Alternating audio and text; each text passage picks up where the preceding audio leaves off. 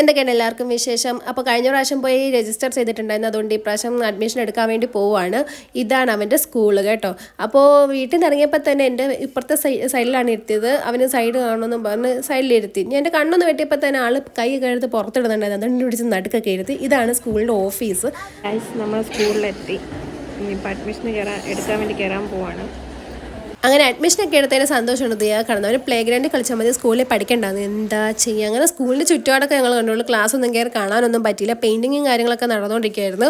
ആരും നേരെ തിരിച്ച് വീട്ടിൽ പോകാൻ. ഞാൻ വീട്ടിൽ കയറുന്നില്ല, ഞാൻ ഇടയ്ക്ക് വെച്ച് ലാബിൽ കയറുന്നു. നമ്മുടെ വീടിൻ്റെ അടുത്താണ് ഈ ലാബ്. അപ്പോൾ എനിക്ക് തലച്ചുറ്റിലൊക്കെ ഉണ്ട്, എന്താണെന്നറിയത്തില്ല.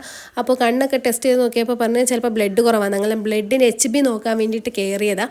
അടുത്തൊരു ലാബുണ്ട്, അവിടെ കയറി ബ്ലഡ് ടെസ്റ്റ് ചെയ്യാൻ വന്നേ. നല്ല തലച്ചുറ്റും. ബ്ലഡ് ടെസ്റ്റ് ചെയ്യാൻ കഴിച്ചു. അങ്ങനെ സ്കൂളിൽ നിന്ന് ഇറങ്ങി ഇവിടെ ലാബിൽ വന്ന ബ്ലഡ് ടെസ്റ്റ് പിന്നെ നേരെ കിട്ടും. അപ്പം തലച്ചുറ്റലിൻ്റെ കാര്യം എന്താണെന്നറിയാൻ വേണ്ടി ഇനിയും വല്ല ഡോക്ടറെ കാണാൻ പോകണം. അപ്പം ഇന്നത്തേക്ക് ഇത്രേ ഉള്ളൂ. ബൈ.